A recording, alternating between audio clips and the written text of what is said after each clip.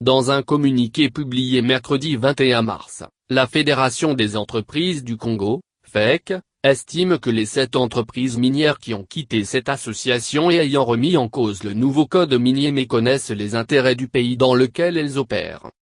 Pour ce syndicat patronal, ces sociétés ne se préoccupent que de leurs seuls intérêts dans une conjoncture qui devrait pourtant être favorable à tous.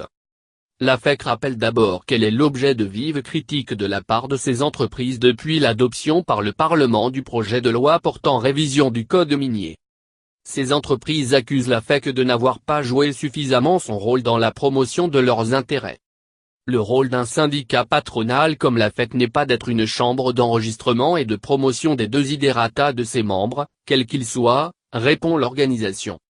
Son rôle est plutôt de promouvoir les intérêts des entreprises de différents secteurs d'activité économique, sociale et scientifique, en harmonie avec le bien commun, lit-on dans le communiqué.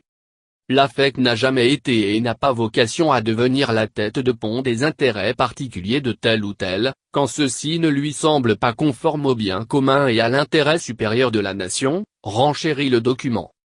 Le syndicat patronal rappelle que l'adoption et la promulgation du code minier est de la compétence exclusive de l'État, propriétaire du sol et du sous-sol congolais, comme c'est le cas dans presque tous les pays du monde.